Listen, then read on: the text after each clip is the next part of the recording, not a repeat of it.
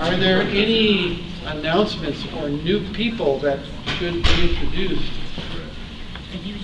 I have one, if nobody else does, and if you would. I'll do an introduction. Go ahead, Jessica. So Greg's not here, but we do have a new addition to the Toka Lab. Monica Penowit. Yes. She's a new master's student in our lab. Just got here a couple weeks ago, so I'm sure to say hi to her. And one more here. This is Yin Shu, who goes by the name of Ted, and he's from China. You can stand up so people can see you. He's actually graduated as an undergraduate from horticulture here, and so he's now started a master's program with Gwyn and So we have a new GSO. So we have a new president, Zach Loisier. He's not here. Our new vice president is Aline. She's not here either. And our treasurer is Evie. So just welcome them whenever you see them. Please give them the support to them. They're our new GSO. So let's see what they can organize for this year. All right, our speaker today is Dr. Bill Graves. He began at Iowa State 40 years ago as an undergraduate and got an undergraduate, was it horticulture? And also a master's degree here, went off to Purdue, got a PhD, and then came back to the faculty. I think was straight back from Purdue here. A few years at Maryland. Oh, Maryland, and then came to the faculty at Iowa State, was a faculty member in horticulture for a number of years, and then became associate dean of the graduate college 9 years ago or so. Did that for 7 years, and then he's moved up in the last less than 2 years to be the dean of the graduate college. So tell us today about what that world is like. Thanks, Bill. Thank you, Mark, and thank you everybody for coming. I have to say I'm surprised to see so many people here. I didn't think this topic would really be a draw. I don't know if you're required to attend if you're a student. Some are. Yeah, okay, all right. Well, I appreciate your being here, even if it was under coercion. And when, Mark, do you mind me revealing, Mark, that how long ago was it that you asked me to do this? Oh, not long. A week? Yeah. Roughly a week. I had an inspiration. Yeah. So I think it's called desperate for something, maybe. But anyway, he contacted me and asked me if I would give this talk, and I found the idea kind of. I had mixed reactions. It seems a little narcissistic. It feels a little bit that way for me to talk about my world, and it seems so centered around myself. That's a little uncomfortable, but at the same time, I was intrigued with the idea of trying to explain what a dean does, especially a graduate college dean, because as I hope my comments will reflect, being a dean of a graduate college is, as I've discovered, very different. Not that I've ever been a dean of any other kind of college, but I've gotten to know the deans of the other colleges better in this role, and I can see more clearly than I would have imagined how different being a dean of an academic college like Cal's or LAS is than being the dean of the graduate college. They're very different roles. Mark asked me for a title, and I gave him a few options, and he thought this one was the best. I do want to say, though, that when I say it's the best administrative job on campus, I don't mean necessarily for everyone, or that everyone would agree with that. I bet the provost thinks his job is the best and so forth. But for me, I think it's the best administrative job on campus. Unlike a lot of graduate college deans across the country, I have never been a department chair. A lot of graduate college deans seem, as I've gotten to know others, seem to follow that path. They're a chair of a department, and then they're maybe an associate dean of their academic college, and they get involved in the graduate college, and they move up, so to speak. I'm not sure if the direction is up. But anyway, we'll say that, to the graduate college deanship. So, but I've never had that chair experience, and I've never wanted to. I don't think I would ever want to. We can talk about why later, but I just don't think I'd be very well suited for that. But I think I'm pretty well suited for this role, at least compared to other administrative roles. So I'd like to spend a while, talking a little bit about myself, my pathway to this position, and clarify what the duties of being Dean of the Graduate College are, maybe touch on the differences between the academic colleges and the graduate college, talk about the community I feel like I have found, both locally and nationally and beyond, and then conclude my comments with what I call motivating opportunities. These are things that I see, at least here at Iowa State, as opportunities for the graduate college to do things that will help the campus, that motivate me, that make it worthwhile to be the Dean of the Graduate College. And we're just really getting started with that. You'll see my slides have pictures of some students. These are the previous slide and this slide feature some former students of mine. And this really explains my pathway, I guess, because I started on the faculty here in 1992. And from the very beginning, my main objective was to work with graduate students. I taught at the undergraduate level. I did a little extension here and there, even though I never had an extension appointment, very limited extension.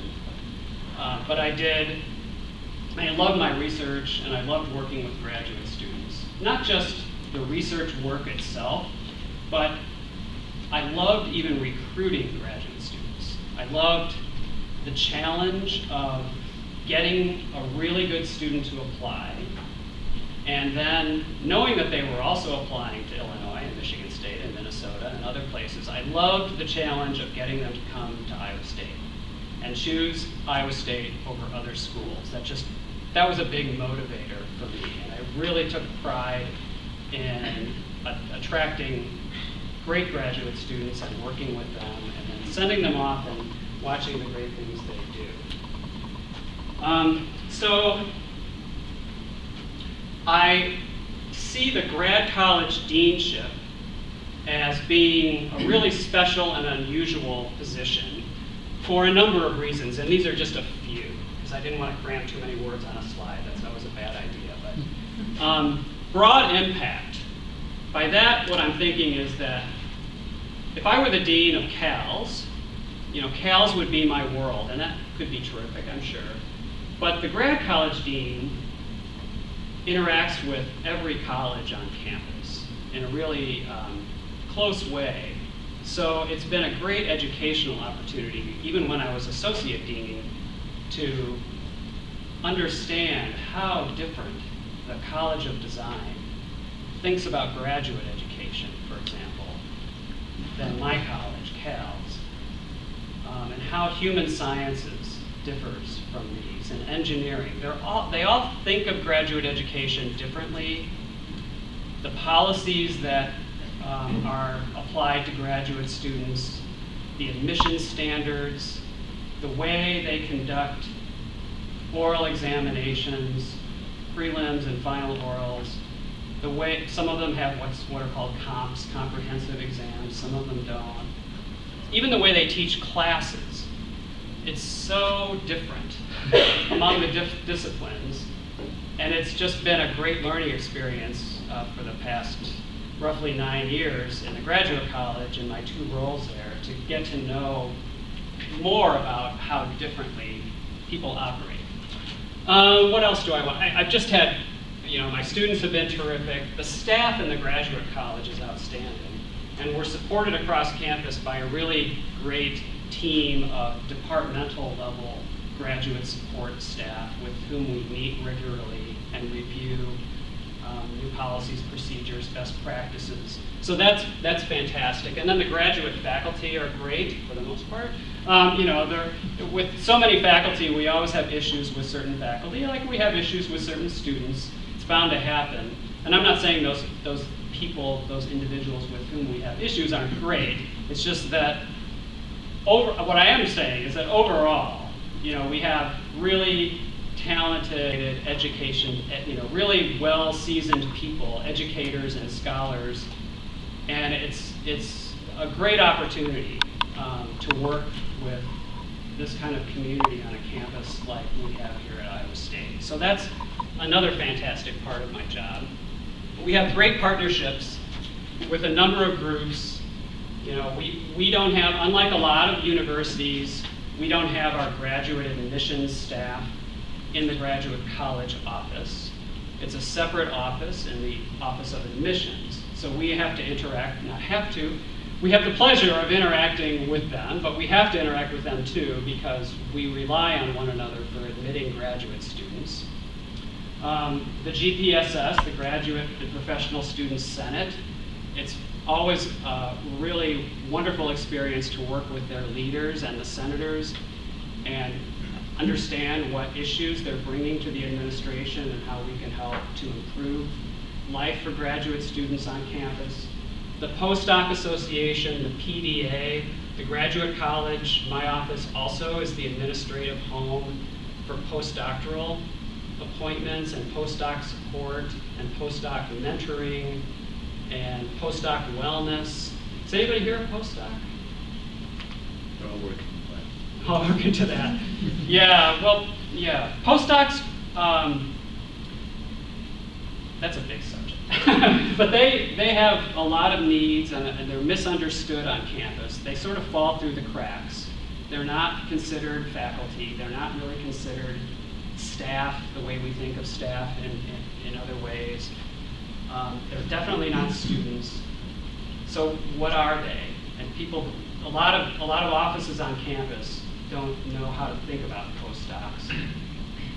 Just an example, we had an issue a few years ago of the SciRide bus service not providing the same benefits to postdocs as they were to students, and we had issues resolving it, or even staff and faculty. So it's always an issue with postdocs, and we work closely with them. The Graduate Council is a really important group, and some of you have experience with the Graduate Council here. The Graduate Council, I love the Graduate Council, because the Graduate Council is the group that makes the policy. It's an elected body of mostly faculty who are meant to hear the concerns from their constituents and come to the council at monthly meetings, and we discuss issues that pertain to graduate education. And then ultimately, they vote and they make policy. One reason why I love the council so much is that when I get a complaint about a policy and why the graduate college is enforcing some policy, I can say it's not my decision, that's not my policy. It's actually, if the complaint is from a faculty member, which it usually is, I can say it's your policy. You're the faculty, you elected representatives, they made this policy. I'm just here to enforce it. And if you want the policy to change, go and work with the council and get the policy changed. And some faculty have done that really aggressively. There have been really big changes in the last decade in how graduate education works on campus because of that. Respect for senior leaders. I can't say this was a surprise. This was sort of a blank slate on my radar screen, so to speak, when I started as graduate college dean. I didn't know, I know this is being recorded, Provost Wickard, if you're going to listen to this someday, this is all truthful, but I didn't know the provost very well at all. Now he's my supervisor. I didn't know what to expect from the provost. We have a new president since I started as the graduate college dean. I didn't know how she would respond to the graduate college, but I can tell you I've been nothing but impressed with both of them. The provost is extremely concerned about graduate students and postdocs and how they're treated and their training. We talk about this every time I see him. That's not an exaggeration. If I don't bring it up, he brings it up. Because he and I agree that graduate students are the most vulnerable individuals on campus. If you're a graduate student, you are so dependent on your major professor. Your major professor can make your life terrific or can make your life terrible. And the major professor usually doesn't have a whole lot of oversight. Most professors, major professors, graduate faculty handle the responsibilities wonderfully and do a great job. with mentoring their students. But occasionally we have an issue. And when we've had issues since I've been dean, I've been just overwhelmed with the respect that I've gained for both the provost and the president in terms of their lack of tolerance for any mistreatment of graduate students. I don't have any doubt that no matter who the faculty member is, from a newly hired assistant professor to the most senior, recognized, award-winning, grant-generating, paper-publishing professor, if that professor mistreats a graduate student, they're going to face consequences. And that's been a really reassuring and heartening experience for me. Overall, I've just been impressed with how the whole university, and my office in particular, is focused on helping students succeed.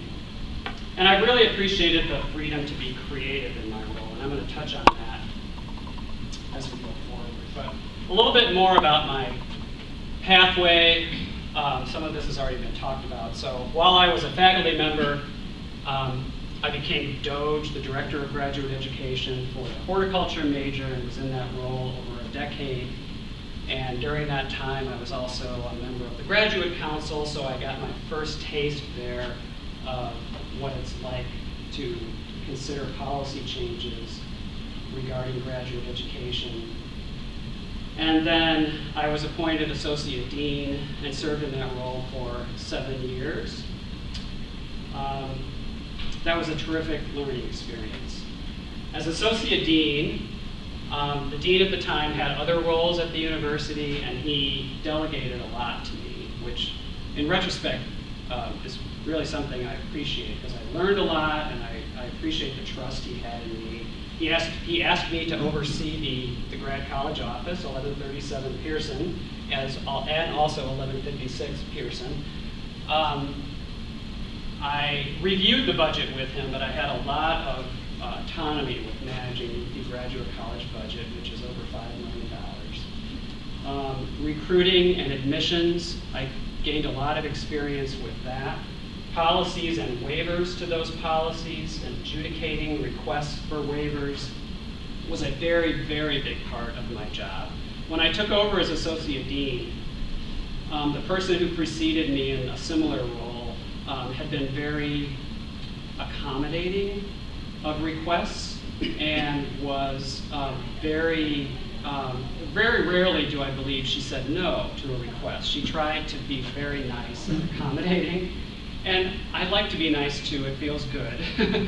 But what I felt when I took over as Associate Dean was we had lost control of a lot of policies. I was told by many, many support staff and departments who help graduate students, all we have to do is make a request, they always get approved. Nothing ever gets turned down. The rules in the graduate college mean nothing. And that just wasn't the way I wanted to operate the grad college office. If we had rules that meant nothing, we should do away with those rules, was my philosophy, and we did do away with some rules and revised a lot of rules. And I think the culture changed during those 7 years, and we became known as an office where rules were enforced for good reason, but faculty and students were also empowered to know that they could do something about a rule if they thought the rule was bad. So that was just the way I handled policies and waivers. We changed a lot of processes. During my tenure as Associate Dean, we went from a paper POS form to the now electronic POSC. That was a major transition, but it was only one of these transitions we've made in the last decade toward electronic processing. And I also got involved in college, Associate Dean, and eventually Dean.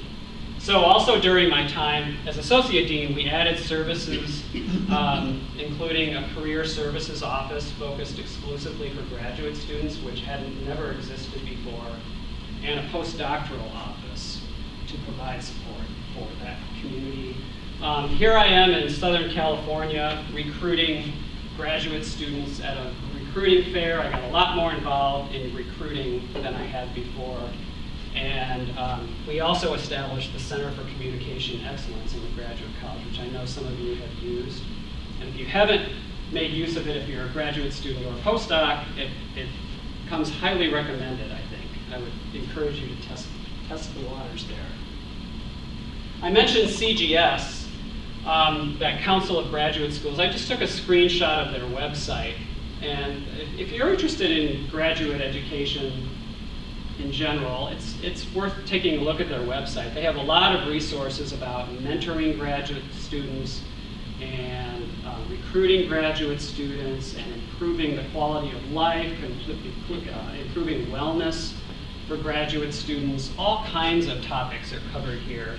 There's this Dean's discussion board where deans electronically talk back and forth to one another about issues. I could pose a question about a policy that we're considering to find out if any other universities out across the world have such a policy and how it's worked. A lot of great resources. This is the program for the annual meeting that was held in December in Washington, D.C. And I just pulled out a few titles of some of the presentations. Oops, why didn't that show up? It's on my screen here. Oh, there it is. Okay. A few of the titles just to give you a sense of the kinds of topics that are touched upon at CGS meetings. So these are the topics that graduate deans discuss when they get together.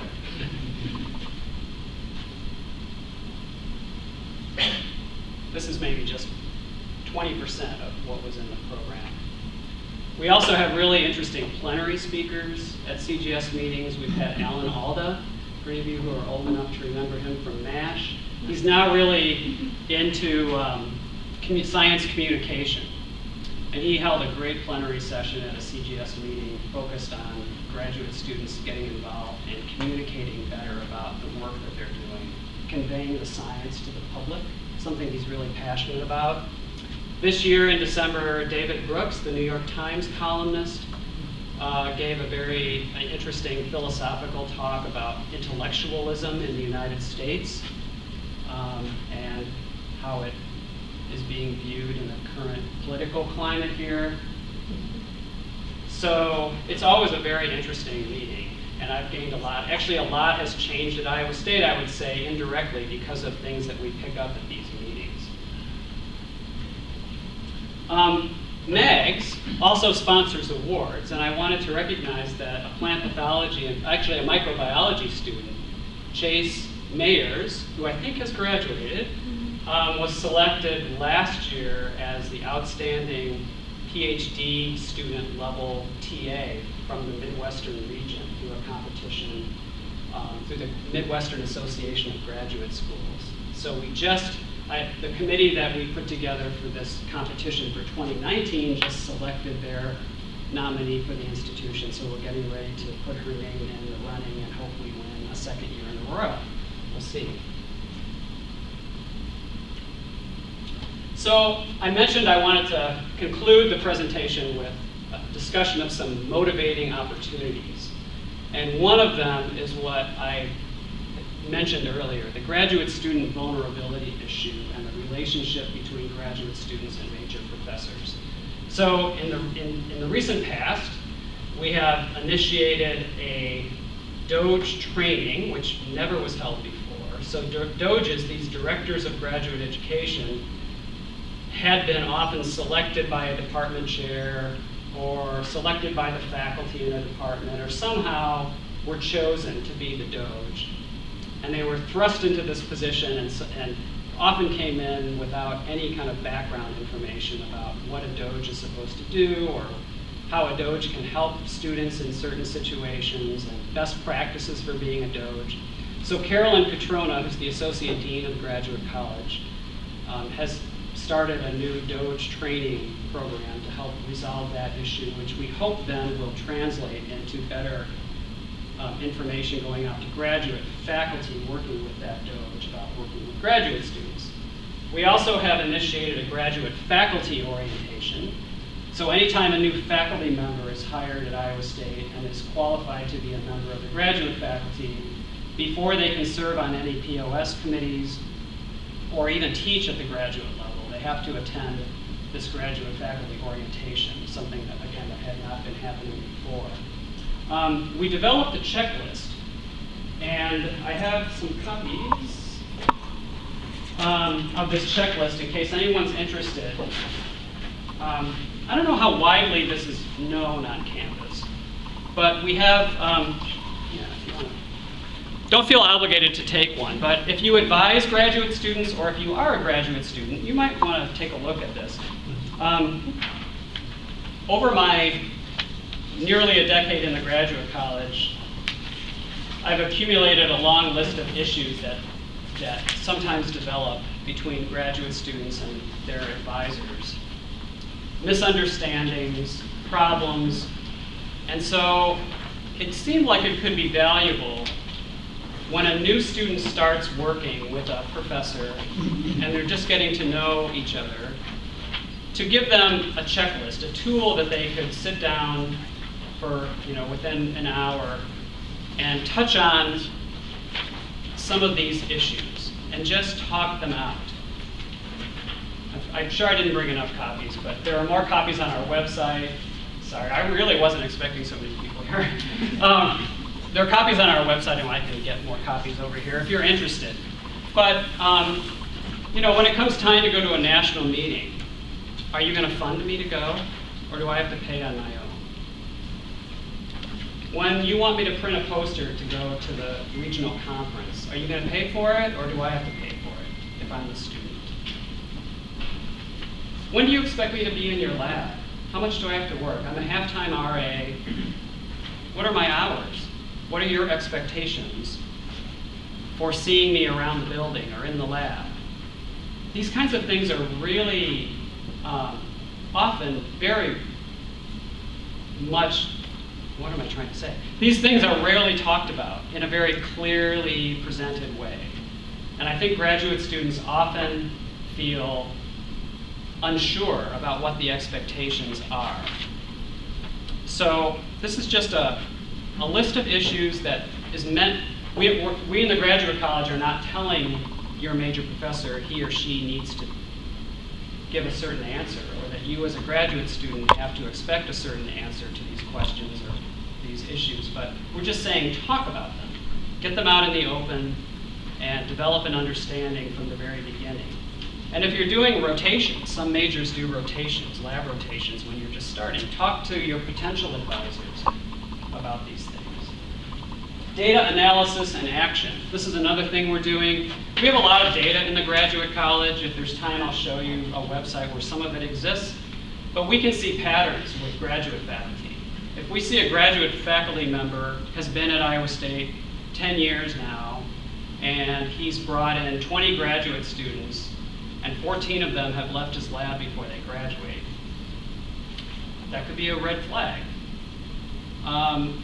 Department chairs, when they evaluate graduate faculty, might hear about one or two students once in a while leaving, but they might not know that over a 10-year period, that fraction of students has left.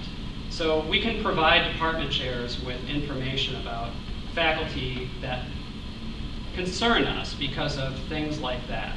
Or if the time to degree, if it's taking a graduate faculty member an average of 10.2 years to get a PhD student through, that's another red flag. So, we're trying to better equip department chairs with information about graduate faculty statistics that we have. It was done of their graduate students, a survey of graduate student life at Virginia Tech. And I took a bunch of pictures, and then these are some quotes from what students said. And as I was reading these kinds of statements, I have a couple more slides. Everybody done with this one? I thought, that sounds like what I might hear at Iowa State, at least in certain pockets of the campus. I'm not saying everywhere. But I don't think these things are isolated to Virginia Tech. I think these kinds of feelings among graduate students are pretty common, a pretty common phenomenon of being a graduate student. Some students have a good relationship Others are treated as slaves, the student said. Why can't faculty and CAPS be given training on how to support and not damage the students? So, this is what we're trying to address. And it's hard to get students to come forward because of that vulnerability. How can a student have the courage to come to the graduate college and report a problem when they probably are fearing that that's going to come back to haunt them and hurt them and mean that there's going to be a terrible letter of recommendation, or they're never going to get their thesis approved, or whatever. They might lose their visa. We've had graduate students on this campus who have been told that if they don't act in a certain way in the lab, the professor is going to get their visa taken away. How are students supposed to handle this kind of stress? So these are the kinds of things that my eyes have been open to as a graduate college dean, and we're trying to change the culture. And again, the culture in general is very good, I think. It's just these isolated cases that we're trying to deal with. And again, I've been very impressed with the support from the president and provost. So another thing we've done is hold workshops. This is Carolyn Catrona, my associate dean. This was just last month over in the Union, where we held a workshop for graduate faculty on how to best recruit and work with graduate students. So at the front was a panel of graduate students, and mostly the audience was directors of graduate education.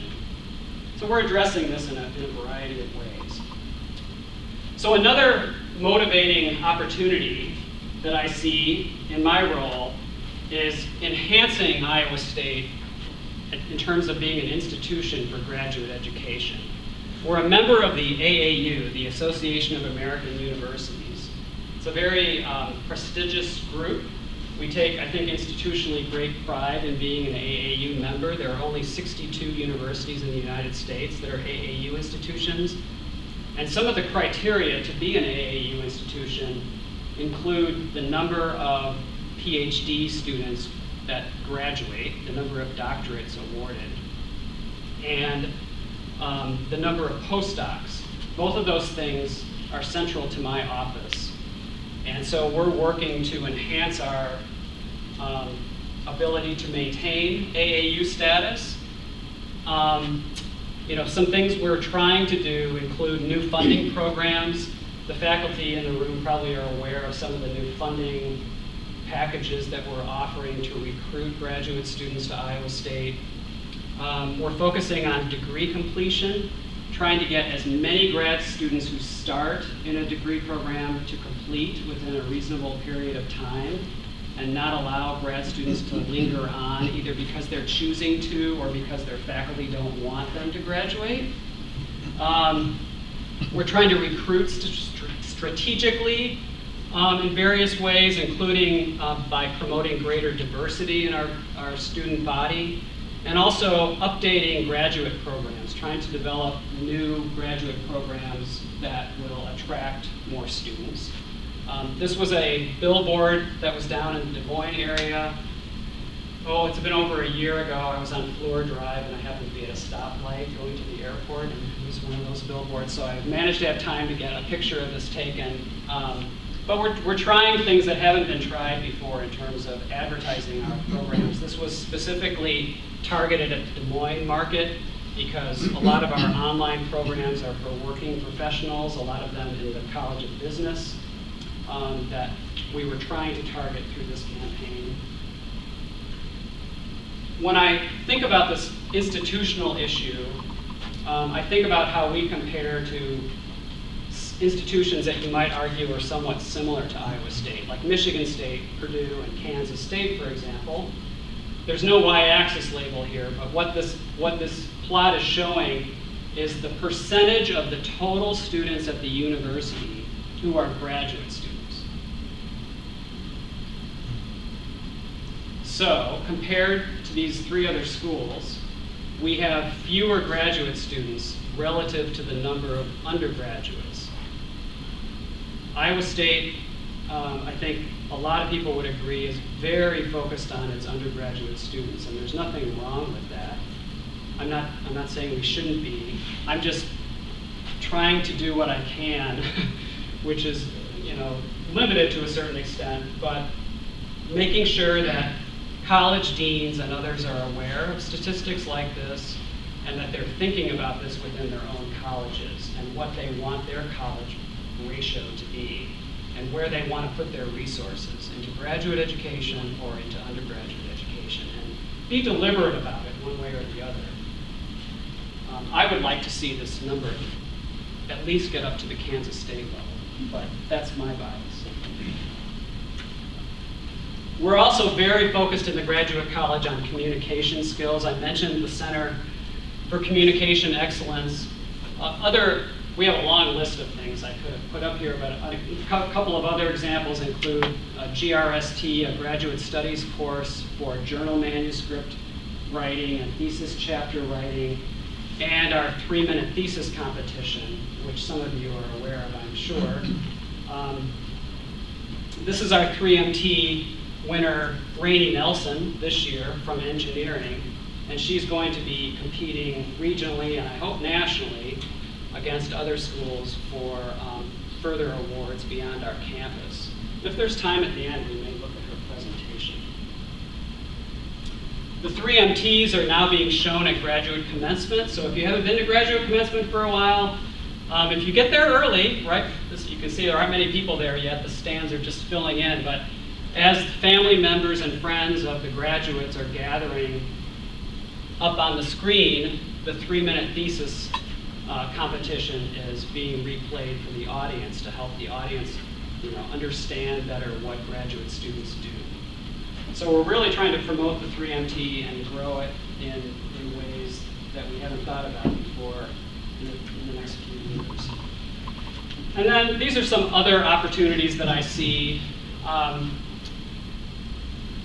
So a department like yours, like this department, we're working on providing profiles that will allow you to see how other graduate schools who have a plant pathology major or a microbiology major are doing in terms of their policies and their metrics, time to degree, for example, the average GPA or GRE scores of their students who are admitted, or what their policies are in terms of course credits and other things.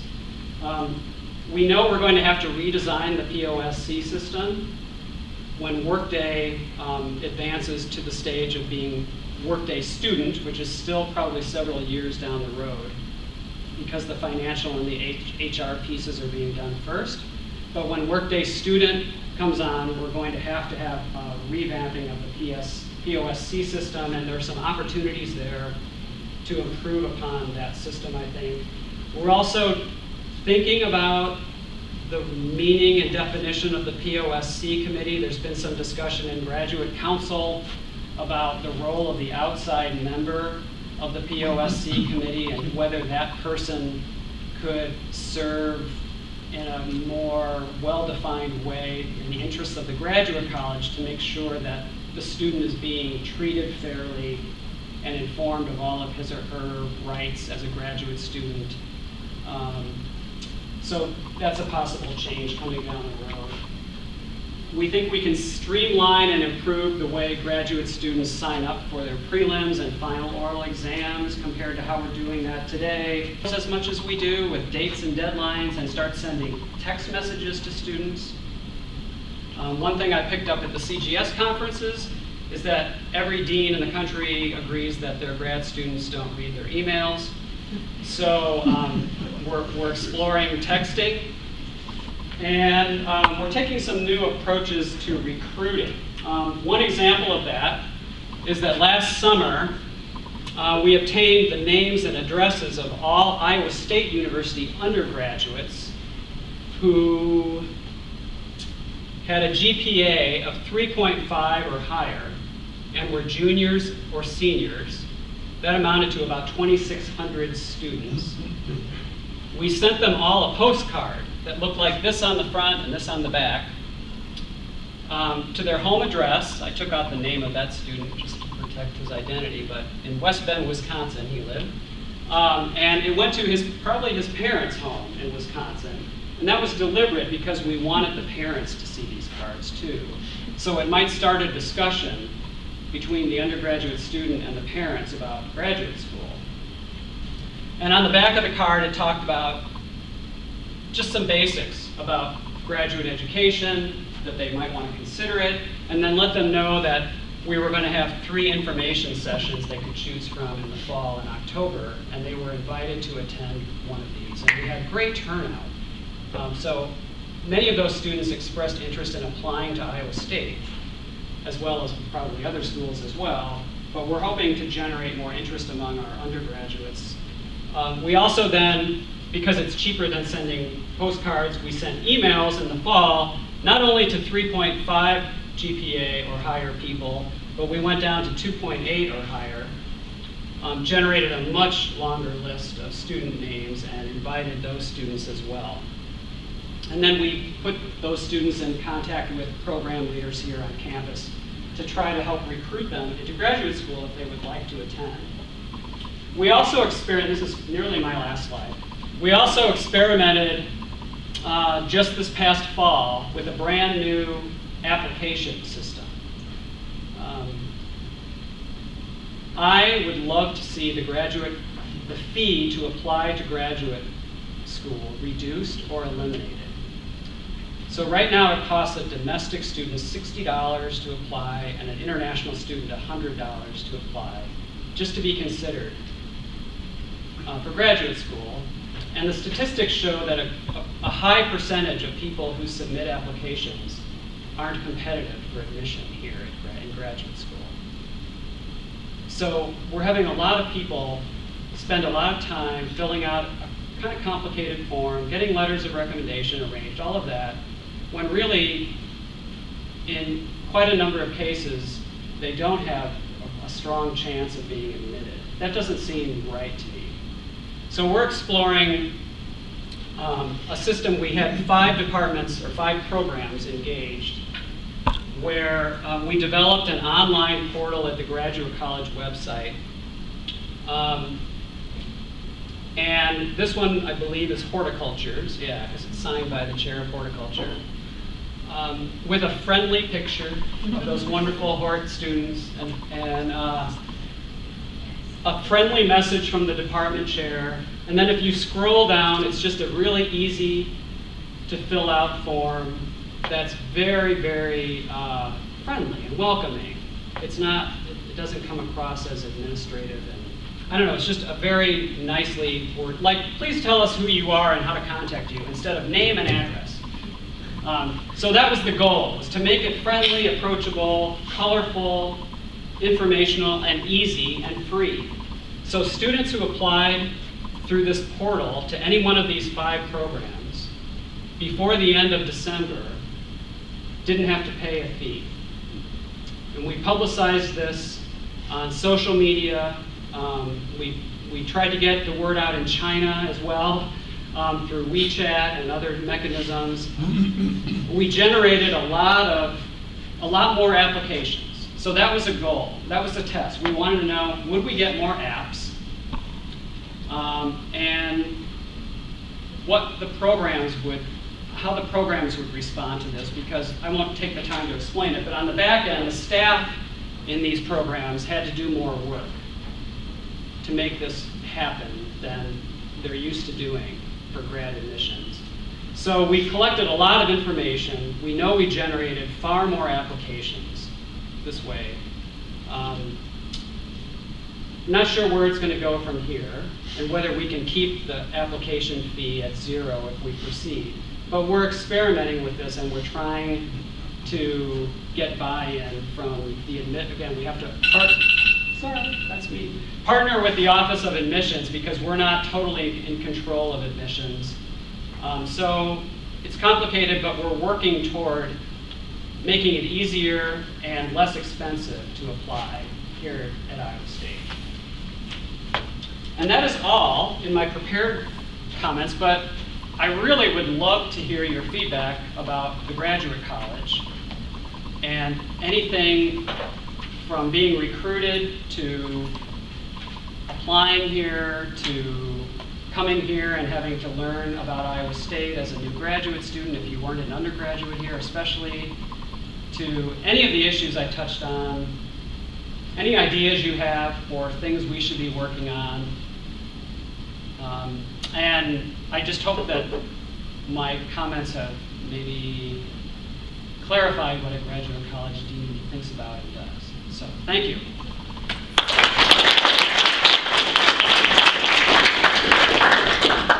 Questions for Dr. Graves? Yes, Gwen. Did the percentage of graduate students go down at Iowa State because of the giant increases in their undergraduate numbers in the last few years? I mean, is that kind of an artifact? Or were we more similar before we had those undergraduate gains?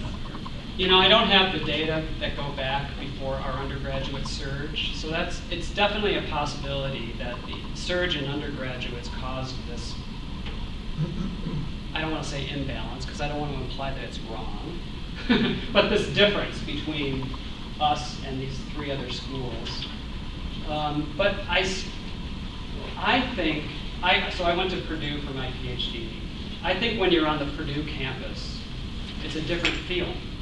And I wouldn't have wanted to have been an undergraduate at Purdue. Has anybody here been an undergraduate at Purdue? I mean, I have respect for Purdue. I thought I got a great graduate education at Purdue, and I thought it was a fantastic place to go to grad school.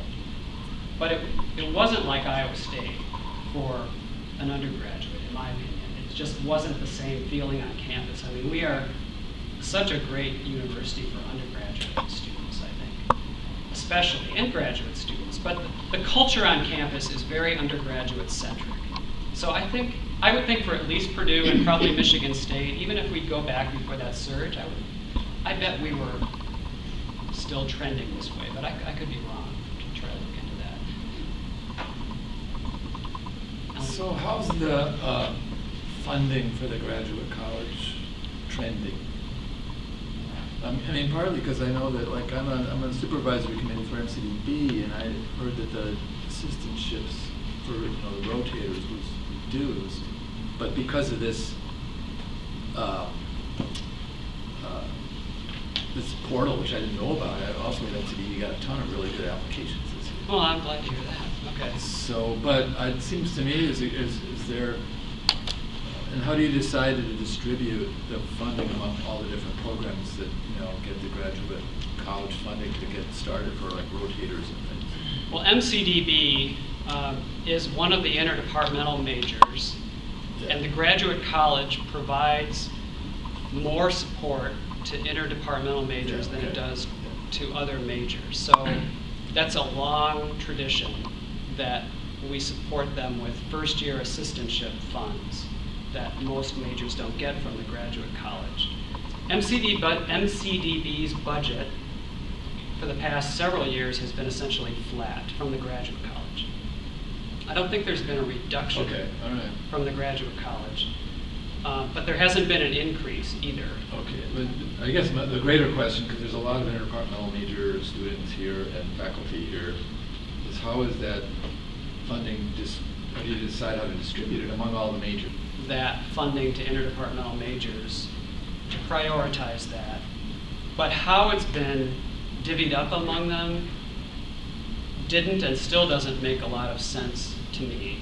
So Craig Ogilvie, who was assistant dean, and now Carolyn Catrona, who's the associate dean, have been studying this issue. Craig put together a task force to examine support for interdepartmental majors, and we have a report back from that task force with recommendations for creating more equity among the programs. But that's going to create some winners and losers, and that's never, because some people who are getting a disproportionately large allocation now would see a cut in order to give people who haven't been getting as much an increase. That's going to be difficult to do. We have meetings set up with college administrators, mostly the associate deans for graduate programs and the academic colleges, to discuss this, because we think that academic colleges should play a role in supporting these programs as well.